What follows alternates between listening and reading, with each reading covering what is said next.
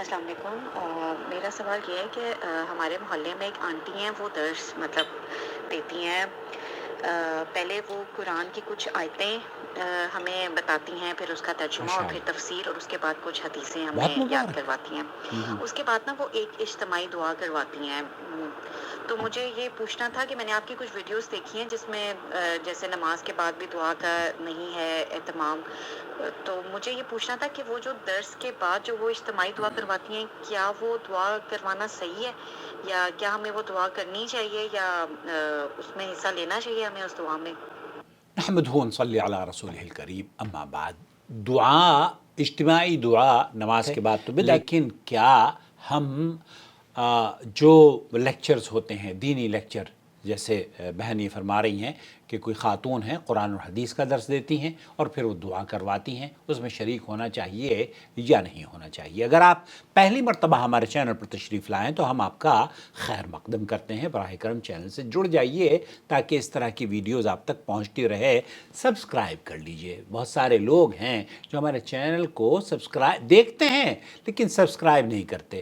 آپ کا سبسکرائب کرنا کوئی بھی آپ کو خرچ نہیں ہوتا، تو یہ تو فری میں آپ سپورٹ کر رہے ہیں۔ اور اگر آپ جوائن ممبرشپ کے ذریعے اس چینل کے اور ذمہ دار اور مستحکم کرنا چاہتے ہیں تو جوائن ممبرشپ کے ذریعے بھی اس کو سپورٹ کر سکتے ہیں، جو کہ آپ کے لیے اور ہم سب کے لیے صدقہ جاریہ انشاءاللہ تعالی ثابت ہوگا۔ سب سے بنیادی بات آپ کو اللہ تعالیٰ قرآن کریم میں فرماتا ہے، وقال ربکم ادعونی استجب لکم ان الذین یستکبرون عن عبادتی سیدخلون جہنم داخرین۔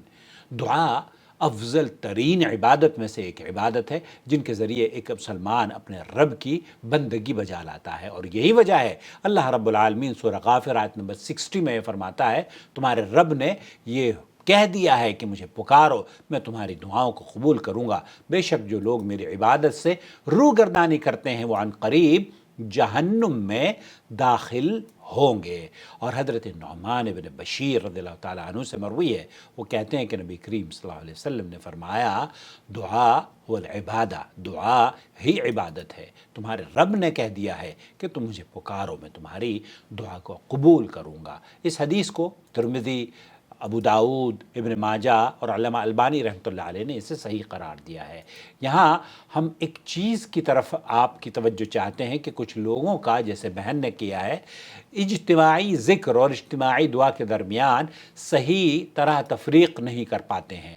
فرق یہ ہے کہ اجتماعی ذکر شریعت میں کوئی وجود نہیں ہے، لہذا ایسی کوئی بات نبی کریم صلی اللہ علیہ وسلم سے ثابت نہیں ہے کہ آپ نے اپنے صحابہ کرام کے ساتھ بیعت کے وقت ایک ہی آواز میں فرمایا ہو، اور نہ ہی کہیں یہ ملتا ہے کہ ذکر کیا ہو سب نے مل جل کر، اور آپ علیہ الصلوۃ والسلام اللہ کا ذکر کریں اور صحابہ کرام رضی اللہ تعالی عنہم آپ ان کے پیچھے، نبی کریم صلی اللہ علیہ وسلم کے پیچھے اس کو دہرائیں، ایسا کہیں نہیں ملتا۔ جبکہ اجتماعی دعا کی شریعت میں کئی صورتیں ضرور ملتی ہیں۔ مثلا قنوت نازلہ ہے، قنوت وطر میں رسول اکرم صلی اللہ علیہ وسلم دعا فرماتے تھے اور صحابہ کرام آپ کی دعا پر آپ کے پیچھے آمین کہتے تھے۔ یہی وجہ ہے کہ جمہور علماء کرام جمعہ کے دن خطیب کی دعا پر آمین کہنے کے قائل ہیں۔ اسی طرح سے استسقاء ہے، اور اسی طرح اجتماعی دعا کی صورت بھی بنتی ہے۔ یہاں جو ہاتھ اٹھا کر دعا کرنا ہے نا، خطبے میں کئی لوگوں کو دیکھا ہوگا،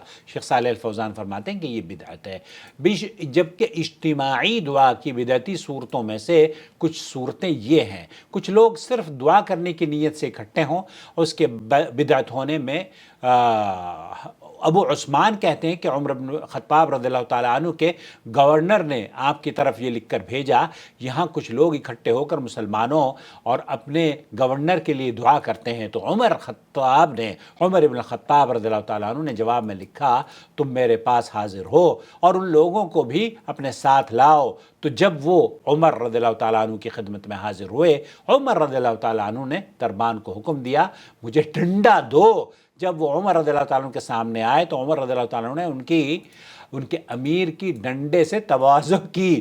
اسے ابن ابی شیبہ نے نقل کیا ہے اور اس کی سند حسن ہے۔ لوگ بیک وقت آواز دعائیں کریں، اس کے بارے میں شیخ ایک ہی جگہ ہو کر ایک ہی آواز میں دعائیں کریں، اس کو اجتماعی ذکر کہتے ہیں تاکہ آپ چاہے آہستہ کہیں یا باواز بلند کہیں. بہت سارے حلقے ہوتے ہیں نا اس طریقے سے اس میں اور وہ کچھ خاص الفاظ کا تعین بھی کر دیتے ہیں.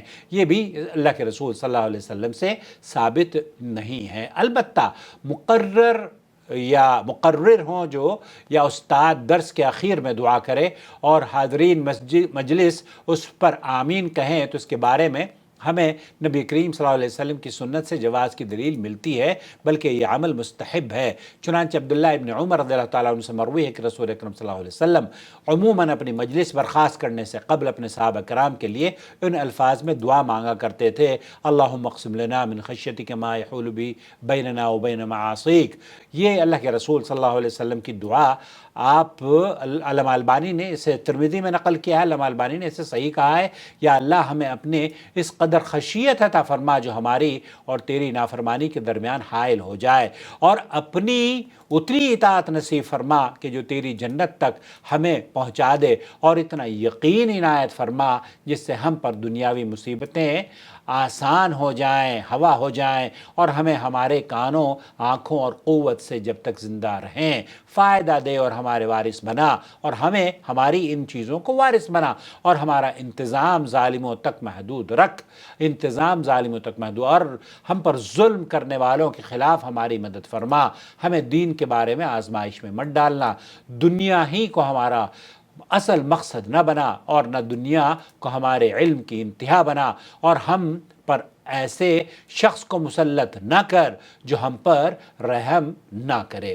امام نووی رحمۃ اللہ علیہ نے اس حدیث کے ذریعے باب باندھا ہے مجلس میں بیٹھے شخص کی اپنے لیے اور دیگر حاضرین کے لیے دعا کا.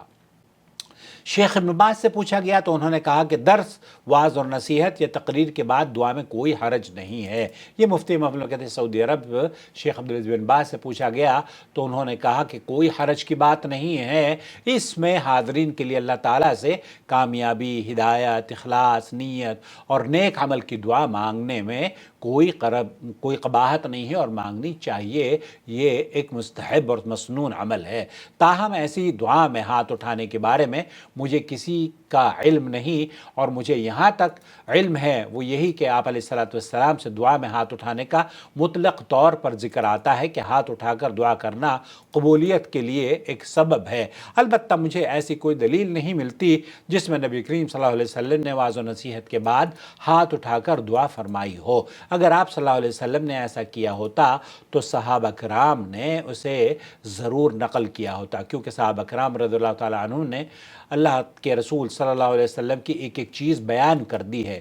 چنانچہ بہتر اور مناسب یہ ہے کہ اس طرح دعا کرتے ہوئے ہاتھ مت اٹھائیں، یعنی کہ آپ اگر آپ کی استادہ دعا کرا رہی ہیں تو اس میں شریک رہیں، آمین کہیں، لیکن ہاتھ نہیں اٹھائیں. اور یہ مستحب عمل ہے. اللہ سے دعا ہے کہ اللہ تعالیٰ ان اساتذہ کی، ان خواتین کی، ان درسگاہوں کی حفاظت فرمائے جہاں قرآن و سنت کی نشر و اشاعت ہوتی ہو، اور ان بچوں کو بھی اللہ تعالیٰ صدقہ جاریہ بنائے ان اساتذہ کا جو کہ قرآن و سنت سیکھ کر دوسروں کو سکھاتے ہیں. البتہ قصہ کہانیاں جو پڑھ کر مسجدوں میں فضائل کے نام پر یا فلاں چیزوں کے نام پر لوگوں کو گمراہ کرتے ہیں، اللہ تعالیٰ ان سے امت مسلمہ کی حفاظت فرما لے. السلام علیکم ورحمۃ اللہ وبرکاتہ.